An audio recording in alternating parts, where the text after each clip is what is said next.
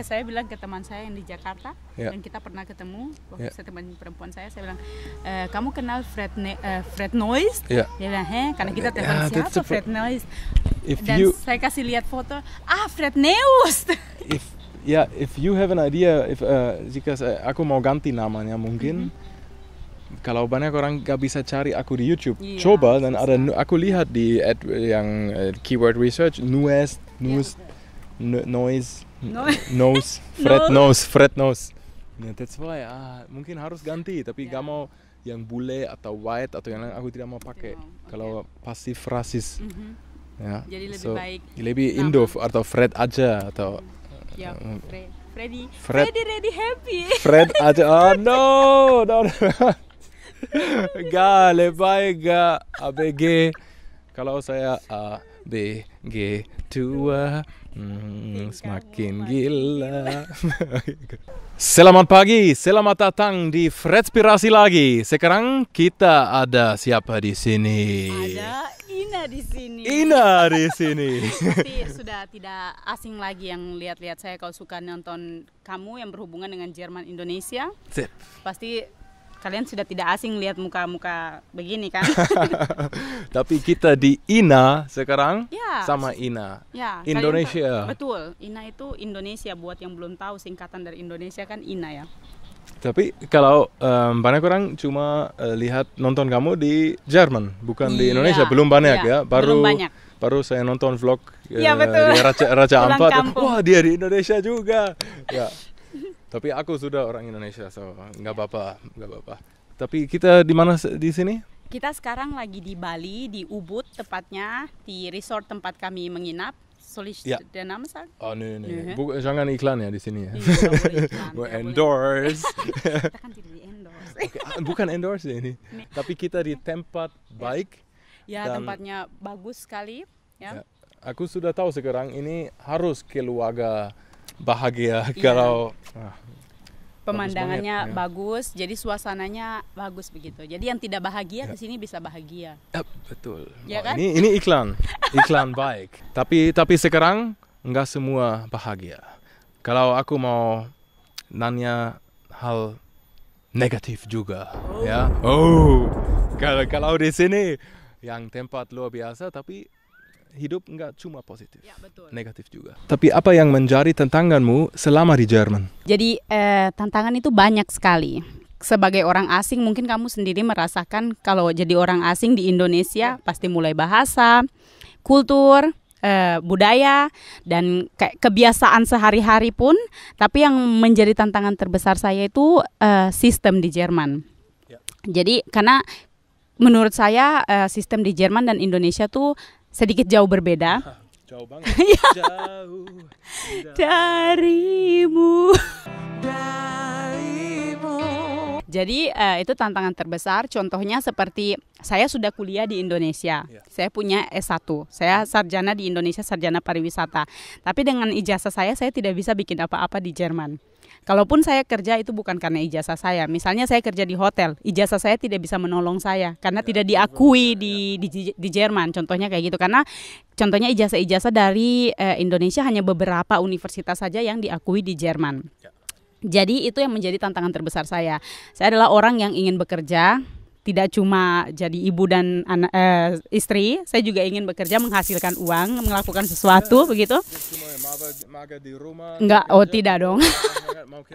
Apalagi saya kan orangnya hiperaktif ya, sedikit hiperaktif ya. Enggak, iya tapi saya memang begitu. Jadi saya tidak bisa tenang. Jadi kalau maksudnya saya dikenal dengan orang yang selalu melakukan aktivitas. Jadi kalau saya cuma tinggal di rumah, di rumah kita mungkin masak, tapi itu aktivitas yang buat saya kayak apa ya? Maksudnya itu bukan yang saya mau begitu, cuma tinggal di rumah gitu kan. Jadi ya jangan dong. Nggak boleh malas. Kalau nggak boleh ya nanti hidup jadi membosankan kalau malas ya. Jadi tantangannya itu saat mau cari kerja, challenge-nya ya. Kalau seperti budaya, terus seperti bahasa, ya kita bisa lebih gampang untuk maksudnya beradaptasi ya. Sangat susah menurut saya. Sebagai orang Indonesia, menurut saya bahasa Jerman sangat susah, seperti matematika. Jadi ada rumus-rumusnya dan yang menjengkelkan itu ada pengecualiannya. Jadi sudah seperti ini kalau maskulin begini, nanti kalau masuk ke datif begini, tapi nanti ada lagi yang pengecualian. Lengkap bisa lengkap. Iya. Ya. Bisa yang 30 kata. Saya mau nangis dengar begini ya. Tapi ya logical ya. Logical kalau di Jerman ada juga handschuh. Ya. Sepatu tangan sama? Enggak. Kaos. Oh, sepatu ya, shoe itu kan sepatu. Ya, jadi sepatu. Ya. Aneh. Tulus sepatu ya, harus dengar. Ya. Tapi bagaimana kamu mengatasi ini? Kalau ini tantangan terbesar tapi ada jalan keluarnya. Kayak misalnya kadang-kadang kalau budaya itu kayak ada beberapa orang yang benar-benar tidak bisa masuk ke budaya itu atau tidak bisa berintegrasi dengan baik. Misalnya kayak kita biasa di Indonesia kalau buang air besar kita harus pakai air. Ada beberapa orang yang sampai bahkan ke Jerman tinggal berpuluh-puluh tahun di Jerman tidak bisa pakai tisu. Itu contohnya kayak gitu. Tapi kalau menurut saya loh, kalau saya bisa, kalau masalah budaya saya bisa berintegrasi, saya bisa, memang belum sempurna, tapi saya bisa beberapa seperti berusaha untuk misalnya dari yang tadinya selalu makan nasi, saya bisa belajar untuk bisa makan kentang, tanpa nasi bisa hidup, misalnya kayak begitu. Dan kalau misalnya yang tantangan yang tadi saya bilang tentang masalah cari kerja, yaitu jalan keluarnya gampang tapi susah. Gimana itu? Jadi gampangnya itu sudah pasti ada jalan keluar. Apa yang harus kamu lakukan itu jelas. Kamu harus misalnya pergi ke Bildungsministerium. Itu sudah ada jalannya ya. Birokrasi banyak. Ya. Oh ya, papier. Kertas. Jadi segala sesuatu yang kita bikin di Jerman tuh harus di atas kertas begitu. Dan itu menurut saya. Oh ya. Unterschreiben. Ya, jadi itu gampang tapi ribet. Jadi contohnya seperti kita sudah melengkapi semua dokumen yang mereka minta di awal ya. Misalnya saya bilang saya mau ke universitas ini atau saya mau Ausbildung ini. Mereka bilang, oh ya berarti kamu harus lengkapi surat-surat ini, dan ini. Semuanya sudah saya bikin. Dan saat saya kasih kembali mereka bilang, ternyata masih kurang ini lagi. Saya mau nangis. Ya, universitas di Jerman gratis, ya. Tapi banyak masalah juga. Ya? Betul, karena mungkin kalau untuk orang Jerman tidak susah ya, karena kalian sudah sekolah, sudah punya. Sudah setiap hari. Iya. Tetapi sebagai orang asing itu susah sekali buat saya ya. Itu sangat, apalagi saya sekolah di Indonesia bukan di universitas terkenal. Ya. Saya di sekolah tinggi. Jadi memang ijazahnya tidak diakui. Jadi susah sekali untuk mengurus supaya bisa saya dapatkan kerja atau bisa sekolah lagi di Jerman. Karena untuk sebagai informasi ijazah SMA, misalnya ijazah SMA saya itu setara dengan ijazah SMP di Jerman. Ya. Betul. Tapi kamu di SMA pariwisata atau SMP pariwisata? Tidak, saya di SMA umum. Saya di SMA umum, tapi saya kuliah, saya ambil S1 itu di pariwisata. S1 pariwisata. Ya. Saya kerja kemarin di hotel juga. Oh. Ya. Good. Harus dukung pariwisata Indonesia. Mantap ya. Okay? Betul. Jangan ke negara lain. Dia disinggung saya ini kayaknya nih. Thailand, Singapura bisa tapi cuma stop over ke Indonesia. Maksudnya kalau liburannya datang ke sini begitu ya. Kasih income ke sini dong. Dan tidak cuma ke Bali ya. Iya betul. Bisa Raja Ampat, yes. Bisa Manado, bisa. Banyak sekali di Raja Ampat di. Berapa Bali yang baru punya sekarang? Jangan tanya saya tidak tahu. Banyak sekali. 10. Minimal really? 10 ya. 10 apa? Menteri Pariwisata bikin Bali baru. Bali baru. Oke. 10. Cuma destinasi baru, tidak Bali baru ya, cuma Bali ini destinasi. Unik, ya, yang destinasi untuk promosikan aja. Tapi bagus kalau sudah terlalu banyak orang di Bali, ya, terlalu banyak bule di sini. Betul. Betul. Ya menurut saya sudah terlalu banyak. Tapi bagus, mereka kasih ada bagus, ada plus minus lah. Ya kalau orang tidak kenal kamu yang tidak mau bikin foto ya. Oh ya. No. Bikin karut. Jadi solusi yang saya buat untuk mengatasi tantangan itu, ya saya hanya mengikuti instruksi apa yang diminta dari pemerintah di Jerman. Misalnya kayak tadi saya jelaskan dengan ijazah, kamu harus pergi ke kantor ini, kemudian dari kantor ini lanjut ke kantor itu saya lakukan. Jadi punya teman sudah belum? Udah. Teman di mana? Di Jerman. Belum terlalu banyak, itu juga susah. Pacar ya, tidak teman. Suami. Suami. Ya, tapi kemarin dulu pacar. Oh iya. Ya dulu pacar. Tapi kan saya ke Jerman 1 bulan langsung menikah. Jadi aku pacar baru cuma... tahu. Oh gitu. Oh, cepat nikah. Kita sudah kenal 6 tahun dulu baru menikah. Wow. Tapi kita LDR. Raisa di mana? Suara Raisa? Takkan ada rindu yang terus mengganggu. LDR ya. Dia ini hafal semua lagu ternyata ya. Bukan hafal semuanya, tapi saya tahu. Oh, oke. Itu bagus. Karaoke aja. Ya, jadi menurut saya itu tantangan yang paling besar dengan solusi yang menguras waktu, tenaga, pikiran, uang. Ya. Udah ya. Di udah. Jerman juga. Ujungnya betul. Deutschland. No, duitnya. Ujungnya. Ya. Bukan cuma hati ya, duit juga. Iya, bukan cuma begini untuk hati aja, ini duit juga. Kalau di Jerman hidupnya lebih mahal atau lebih murah? Menurut saya kalau dibandingkan kayak dengan Jakarta, kota besar, tidak beda jauh menurut saya ya. Tapi ya kalau seperti saya yang biasanya hidupnya kayak misalnya makannya, contohnya ya makan di warung, saya ke Jerman pastinya mahal. Betul. Tapi kalau kita terbiasa kayak makan di restoran, terus itu tuh menurut saya. Ya, aku sudah lihat satu nasi goreng, 10 euro. What? Ya. Di mana? Di Frankfurt. Oke. Ya. Dan ini berapa? Ini 150.000. Ya, 150.000 ya. Sekitar itu. Mahal banget ya. Tapi di Indonesia juga jika makan keju mahal. Betul. Jadi the balance. Ya, tapi betul. kamu bisa pilih ya, bisa aku juga jika saya mau jika saya mau lebih duit dan makan mie aja ya di Jerman makan doner kebab jika kebab coran enggak mau banyak kalau tidak mau keluarkan banyak duit ya. Ya, tapi di Indonesia makan mie ya. Mie. Bukan enggak mau iklan ya, tapi ya benar. Tapi di Indonesia kebab mahal. Betul. Jadi menurut saya apa yang mahal di Indonesia itu murah di Jerman, mungkin kayak makanan-makanan western yang keju, terus produk-produk susu dan lain-lain itu mungkin agak mahal di Indonesia, tapi di Jerman murah, dan sebaliknya apa yang murah di Jerman itu mahal di Indonesia. Ya, betul. Menurut saya sih begitu. Ya. Jadi ya in the end the balance is okay. Yang mahal itu apa tahu di Jerman? Steuern ya. Pajaknya itu yang mahal. Pajak banyak di Jerman ya. Betul. Di Indonesia enggak banyak, tapi di Jerman saya harus tidak tahu banyak. Di Indonesia berapa banyak, saya tidak tahu, tapi yang saya tahu di Jerman itu banyak. Where's all your money gone, Daddy? Taxes. Banyak. Setengah ya. Dari gaji.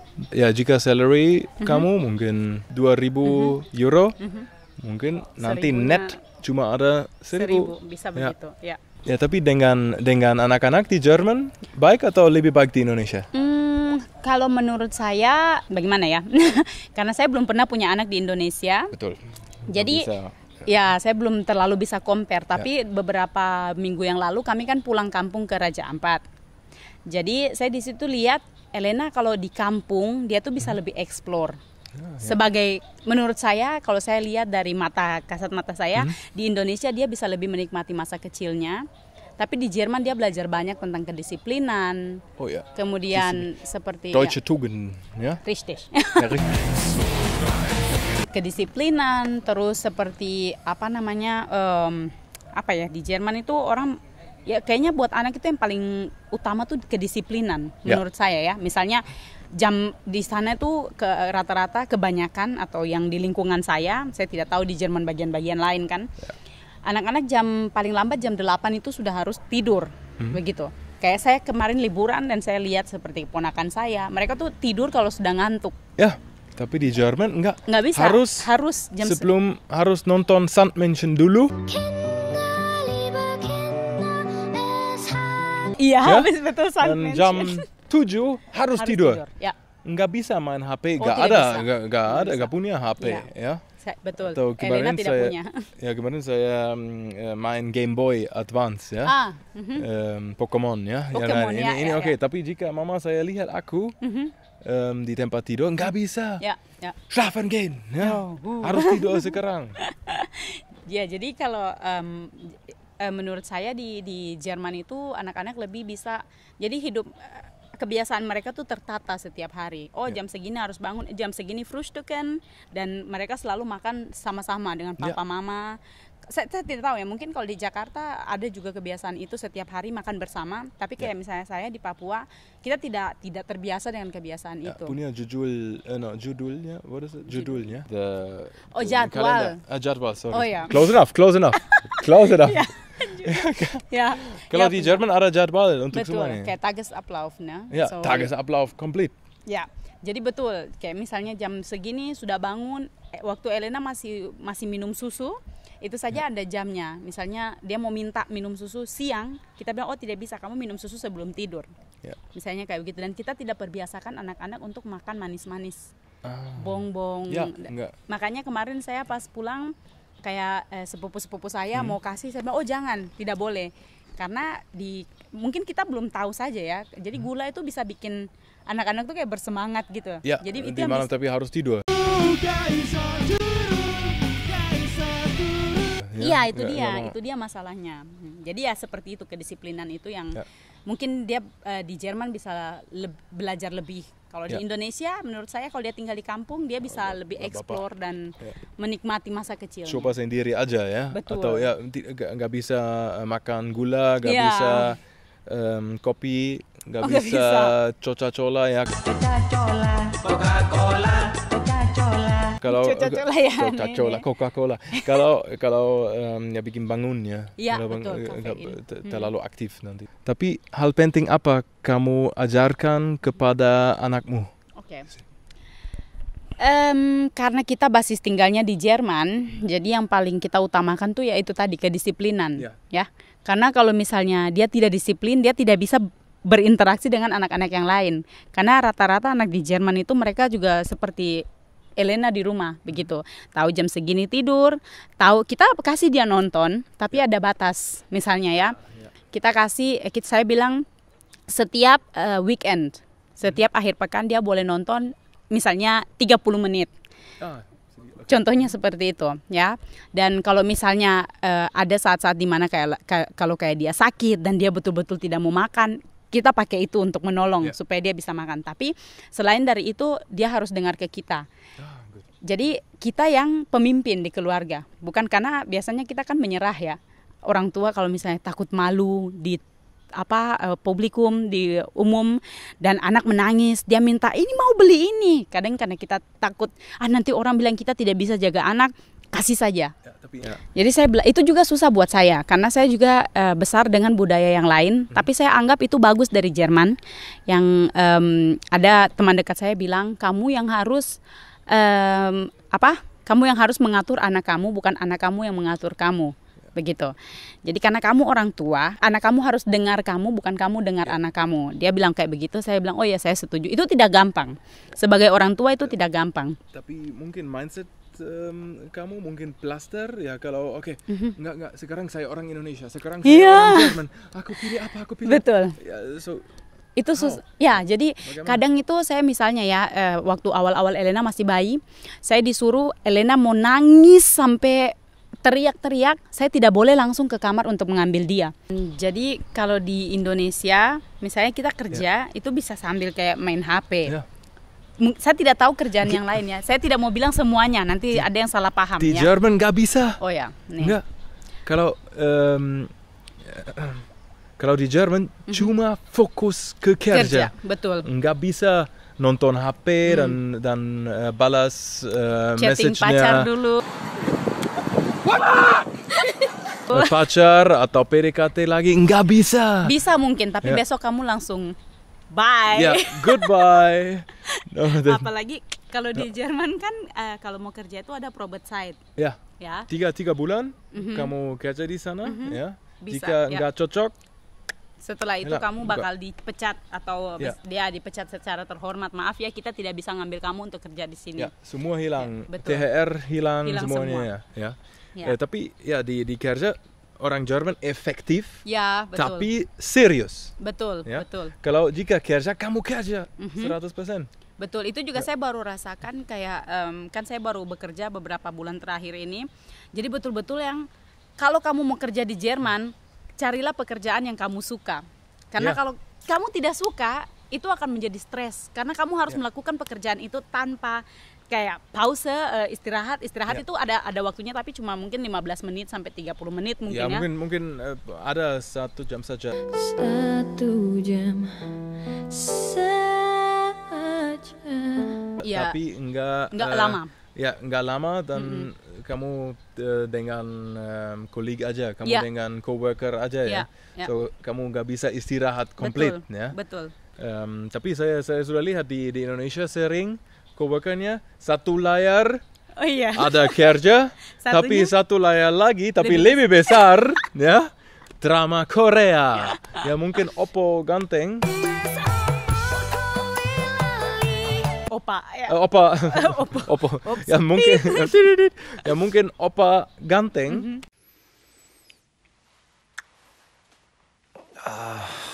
Ya, tapi kerja lebih ganteng. Tapi kamu sedikit kaget juga kalau di Jerman kamu mulai mungkin jam 8, tapi selesai kan jam 5 bisa pulang. Betul. Dan kalau di Jerman misalnya saya mulai kerja itu jam 8 pagi. Paling lambat jam 7.30 saya sudah harus ada di tempat kerja. Ya. 1 atau 5 menit lagi enggak bisa atau oh maaf ya, aku telat dia 10 menit bisa. macet, banjir. Enggak bisa di Jerman. Ya kalau enggak ada ya. Tapi mungkin kalau sekali benar-benar kayak misalnya macet tapi itu akan dianggap seperti kamu kerja tidak bagus. Ya. Begitu. Jadi enggak efektif. Kalau untuk orang Jerman efektif itu penting banget. Betul. Kalau orang Jerman jujurnya bilang sering kamu harus istirahat juga ya. Tapi menurut kamu yang lebih bagus sedikit yang kerja voles aja, sedikit rasa Indo atau bisa? Tapi kita bukan generalize ya. Ada banyak yang ada work discipline yang bagus juga. Makanya tadi saya bilang tidak semua daerah atau tidak semua pekerja di Indonesia seperti itu. Tapi ini pengalaman saya. Pengalaman saya sebagai pekerja yang ada saya pernah magang di Indonesia dan saya merasakan beda kerja di Indonesia dan kerja di Jerman. Begitu. Dan kalau di Jerman itu benar-benar yang kamu harus melakukan pekerjaan. Tidak yang saya baru selesai kerja ini kan dia bisa bantu mungkin kayak harap gampang begitu, tidak ada, kita tidak kenal yang seperti itu.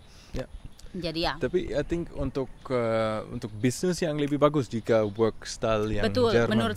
Menurut saya itu bagus dan karena kalau di Indonesia terlalu sering orang di kantor lama, mungkin ada macet yang mau lebih lama di kantor, tapi banyak cuma di kantor untuk bilang saya di kantor, saya masih kerja, tapi nggak kerja.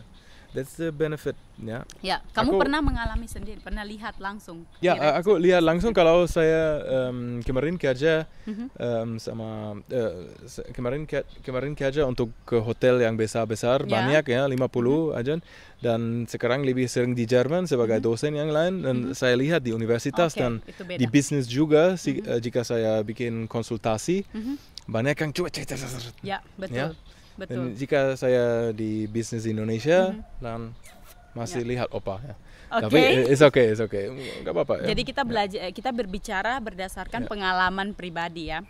Dan kayak di Jerman itu kerjanya terstruktur sekali. Jadi misalnya contohnya di tempat kerja saya dibilang kamu kerja di bagian ini, fokus ke situ. 100%. Kamu tidak bisa lari ke sana, lari ke sini. Ya, enggak banyak multitasking di Jerman. Kamu punya satu fokus untuk kerja dan hari komplit itu kamu kerja untuk ini gigih. Strong focus on what I want. Harus gigih di Jerman betul. Makanya saya bilang kalau mau kerja di Jerman, carilah pekerjaan yang kamu suka. Kayak misalnya saya Dulu saya pernah kerja, saya cuma bikin probate site dan saya menyerah, saya tidak sanggup. Saya kerja di restoran, di bagian pembuatan minuman, bar. Di situ saya kerja 8 jam dan karena mungkin saya tidak terlalu masuk ke dalam pekerjaan, saya tidak terlalu suka. Habis itu saya sampai sakit.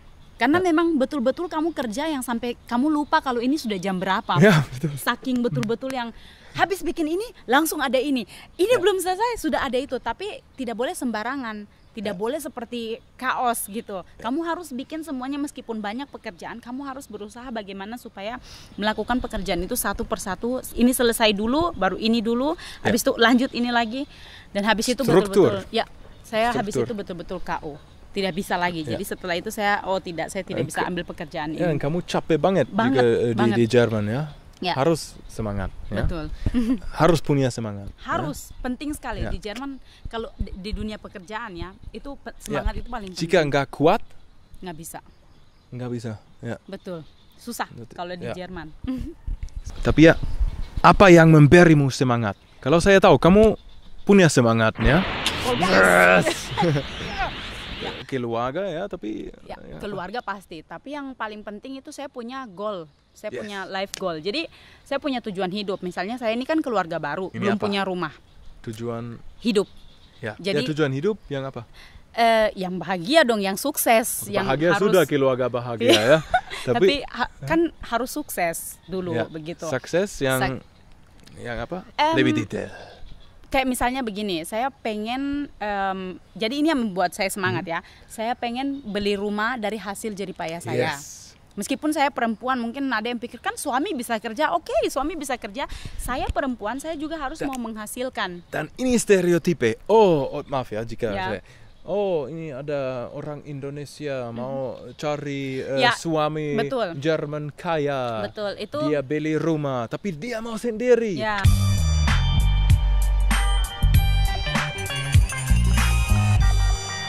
Karena gini, itu sudah, jadi saya kadang tidak bisa marah kalau ada orang Jerman sendiri ya, kalau melihat orang Asia menikahin sama bule, pasti hanya mau uangnya. Banyak yang berpikiran seperti itu.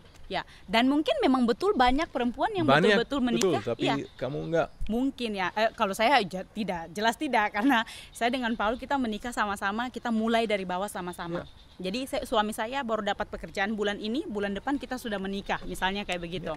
Dan saya tipe orang yang saya ingin menghasilkan sesuatu. Dari saya masih SD, masih kecil, saya selalu melakukan sesuatu untuk menghasilkan untuk kebanggaan saya dan untuk kehidupan saya juga, penghasilan begitu. Dan saya mau bilang, mungkin ini alasan kenapa kamu bisa sukses. Betul. Kalau kamu punya semangat. Betul. Agak banyak teman saya di Jerman dari Indonesia punya sukses seperti dia.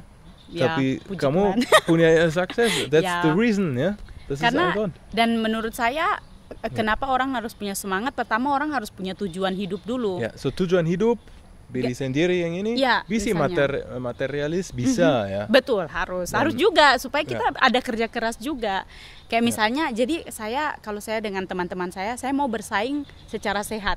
Misalnya sama-sama istri bule nih. Dia istrinya kaya. Saya tidak terlalu peduli dengan itu. Ya, dan ini sedikit negatif di Jerman. Kalau judgmental, orang Jerman judgmental banget ya.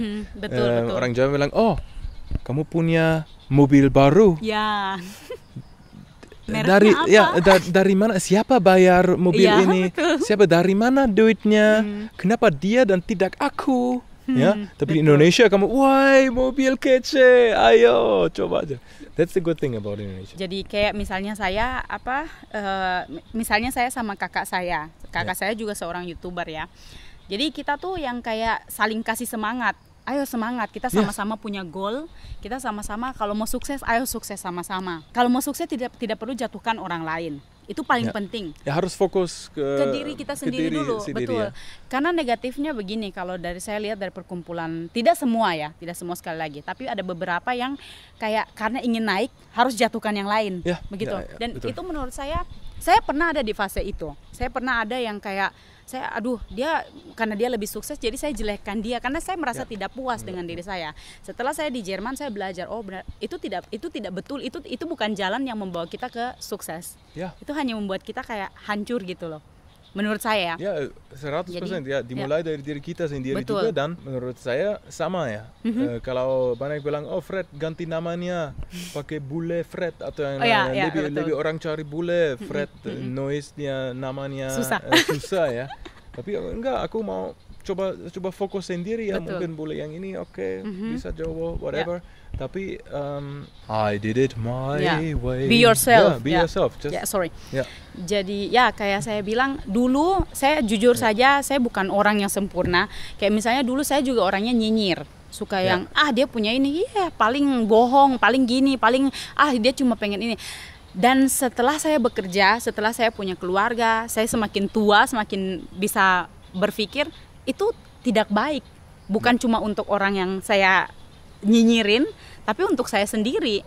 Saya dapat apa dari itu gitu. Jadi saya mulai merubah, saya punya mindset kalau saya mau sukses, kalau saya mau capai goal hidup saya, mau capai tujuan hidup saya harus berubah. Dari cara saya bekerja, aktivitas saya sehari-hari, itu saya harus berubah. Jadi itu yang bikin saya semangat, dan saya mau jadi orang yang misalnya menikmati hidup. Bagaimana caranya? Harus bekerja keras kan? Iya, harus. Kamu punya intrinsic motivation, ya. Ini ada extrinsic, ada extrinsic cuma luar. Dari duit, dari luar, tapi kamu dari dalam, dari dalam. Ini aku juga. Jika kamu punya motivasi dari dalam, kamu sukses. Nanti suksesan. Seperti pekerjaan yang saya sekarang lakukan, kayak dengan teman-teman kerja saya, kadang tuh mereka mengeluh, saya bingung apa yang dikeluhkan gitu. Kerjaannya sangat fun menurut saya, karena itu dia tadi, saya mencintai pekerjaan saya suka dengan apa yang saya lakukan, dan saya tahu dari pekerjaan ini yang nanti akan membawa saya ke kesuksesan saya. Dan untuk semua orang yang nonton masih sekarang dan bilang aku gak suka kerja aku, resign. Cari pekerjaan yang kalian suka. Komen atau DM kita, DM aku cari job ya. We find out what you like. Ya, jika kamu bilang aku gak suka kerja aku, mungkin ya sedikit kamu harus bertahan untuk sukses. Betul. Ya, tapi nggak terlalu banyak. Ya. Jika kamu bilang dari dalam nggak suka kerjaku, kita bisa cari yang baru. Ya. Dan kalau menurut saya motivasi hidup itu tadi, jadi misalnya saya sudah capek kerjaan saya, kan pasti bosan juga ya. Meskipun kita suka, tapi pasti ada fase di mana kita bosan. Ingat lagi motivasi kita apa. Kenapa kita mau kerja, untuk apa? Harus punya tujuan. Betul. Jika nggak punya tujuan, nggak punya gigi, nggak bisa setiap pagi bangun. Ya. Betul. That's why. Satu pertanyaan lagi. Was sind die interkulturellen Fähigkeitsmechanismen, die dich beim Leben hier stören und die dazu führen, dass du nicht mehr... Was? Okay, no, cuma canda. Tolong aku. Guys, okay. Kita dimarahin sama dia. Kita bikin. Saya siok. Ini pertanyaan interkultural ya, tapi mungkin di episode lagi ya. Iya, kalau orang Jerman nanyanya, kalau kita bahasa Indonesia kan iya, tadi kalau orang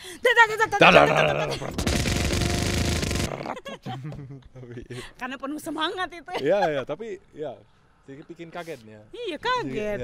Saya kira saya dimarahin. Di preparasi gak bilang pakai dia. Dia tidak bilang, saya sudah siap-siap mau jawab. Ya ampun. Tapi kamu sekarang berapa persen Jerman, berapa persen Indonesia? Apanya?